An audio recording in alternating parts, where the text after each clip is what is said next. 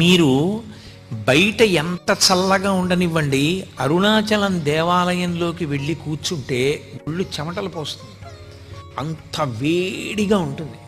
ఆ వేడి నిజంగా అగ్నిహోత్ర స్వరూపంతో ఉంటే మనం తట్టుకోలేమని ఆ వేడి రూపంలో ప్రకాశిస్తూ ఉంటాడు ఆయన. కాదు కాదు, అసలు యథార్థం ఏమంటే అది జ్ఞానాగ్ని. ఆ జ్ఞానాగ్ని ఎవరికి కలుగుతుందో వాళ్ళ కర్మలు దగ్ధమవుతాయి. జ్ఞానాగ్ని దగ్ధ కర్మాణం అంటాడు భగవద్గీతలో గీతాచార్యుడు. ఆ జ్ఞానాగ్ని వలన మళ్ళీ పుట్టవలసినటువంటి అవసరం లేకుండా పాపములన్నీ కూడా కాలిపోతాయి సంచితముతో కలిపి. అంత గొప్ప జ్ఞానస్వరూపమే రాశీభూతమై లింగస్వరూపాన్ని దాల్చింది. అందుకే దాన్ని జ్ఞానస్వరూపమైనటువంటి అగ్నిలింగం. అరుణాచలంలో ఉండేటటువంటి శివలింగానికి అరుణాచల క్షేత్రానికి ఒక ప్రత్యేకమైనటువంటి లక్షణం. ఏమిటి ఆ లక్షణం అంటే, పరమేశ్వరుణ్ణి ఒకానొకప్పుడు ప్రార్థన చేశారు, అయ్యా ఇన్ని జన్మలు ఎత్తలేకపోతున్నాం, అందులో వచ్చేది కలియుగం, చాలా తేలికగా అజ్ఞానానికి వశులమైపోతాం, మాయకి లోబడిపోతాం, తప్పు పనులు చేస్తాం, మళ్ళీ పునర్జన్మలు వస్తాయి. మరి అలా రాకుండా ఉండాలంటే మాకు ఒక తేలిక మార్గం ఏదైనా ఉపదేశించేయండి అన్నారు. ఆయన అన్నాడు, దర్శనాత్ అభ్రసదసి అన్నాడు. చిదంబరం వెళ్ళి ఎలా దర్శనం చెయ్యాలో తెలుసుకుని అలా దర్శనం చెయ్యండి, ఇక మీరు పుట్టవలసిన అవసరం ఉండదన్నాడు. చిదంబరంలో దర్శనం అంటే ఇందాకే మీతో ప్రస్తావన చేశా. తలుపు తీస్తారు, సిద్ధంగా ఉండండి అంటారు.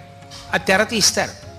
ఇలా చూసేటప్పటికి ఇలా జాగ్రత్తగా కళ్ళు నులుకుని చూస్తారు, ఏం ఉండదు. మారేడు దళాల దండలు వేలాడుతుంటాయి, బంగారు మారేడు దళాలు, మామూలు మారేడు దళాల దండలు ఉంటాయి. తెరహేస్తారు, అయిపోయింది వెళ్ళిపోండి అంటారు. కొంతమంది అంటారు, డాంబికానికి నీకు కనపడలేదా, శివలింగం వెనకాల ఉంది కదూ అంటారు. ఉత్తిది అదేం కాదు. అదేమిటండి ఏం లేదు కదా వెనకాతలంటే అదే చిదంబర రహస్యం అంటారు. అందుకే ఇప్పటికే అర్థం కాని విషయాన్ని చిదంబర రహస్యం అంటారు.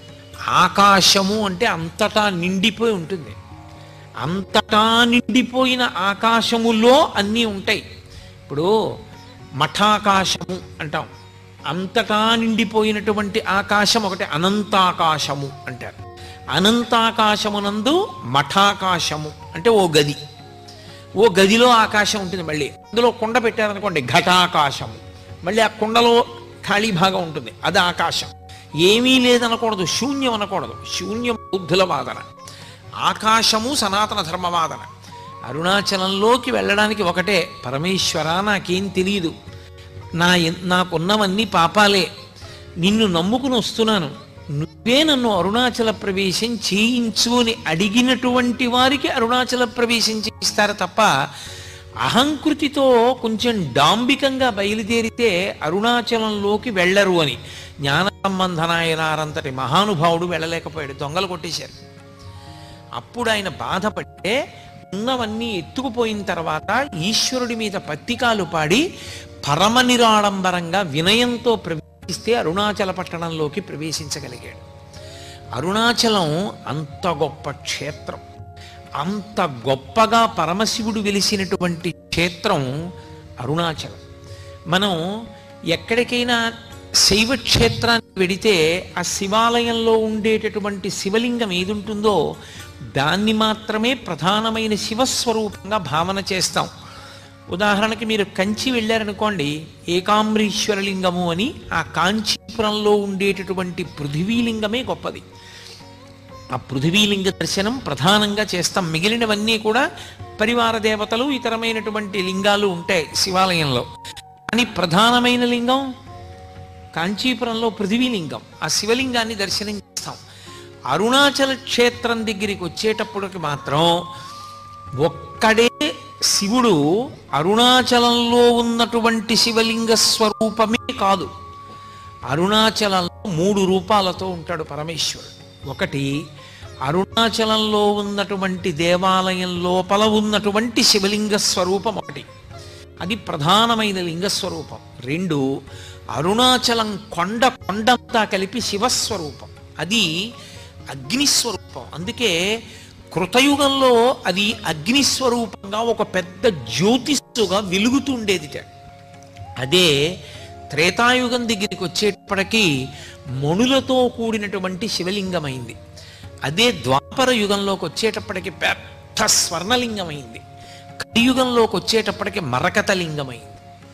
అందుకే ఇప్పటికీ ప్రపంచంలో ప్రఖ్యాతి వహించినటువంటి భూతత్వ శాస్త్రవేత్తలు అరుణాచల పర్వతంలో ఉండేటటువంటి శిలలను పరిశీలించి హిమాలయ పర్వతాల కన్నా కూడా ప్రాచీనమైనటువంటి శిలలు ఇక్కడే ఉన్నాయి, అసలు ఈ భూమండలము ఏర్పడేటప్పుడు అగ్నితప్తమైనటువంటి శిలలతో చల్లారిన కొండ ఈ కొండయే అని నిర్ధారణ చేయబడినటువంటి క్షేత్రం.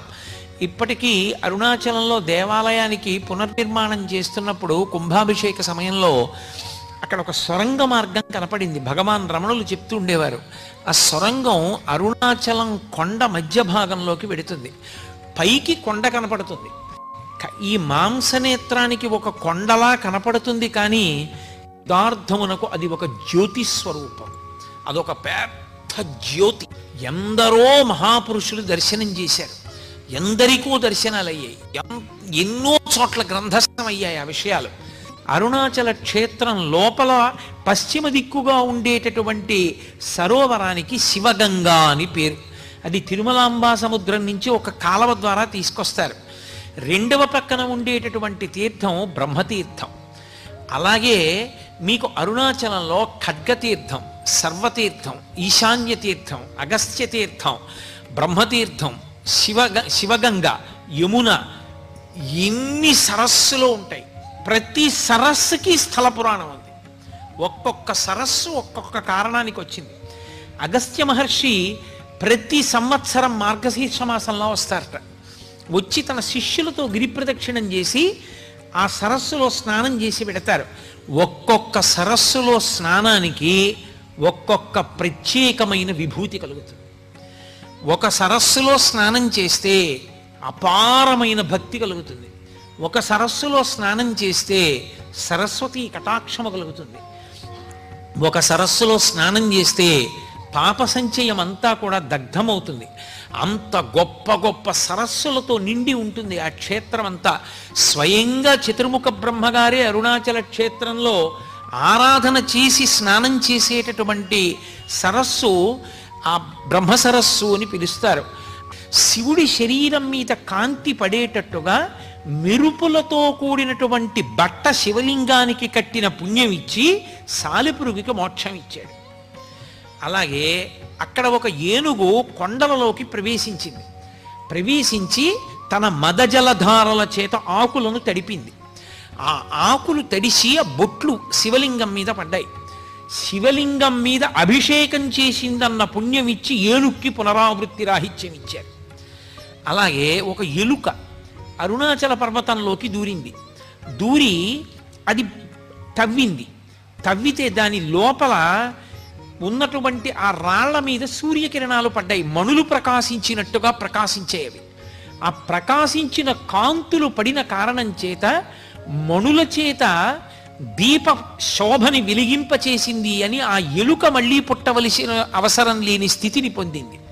ఒక చిలుక అరుణాచల పర్వతం మీద ఎగురుతున్నప్పుడు దాని యొక్క రెక్కల కదలికలకి ధూళికణములు తొలగించబడ్డాయి.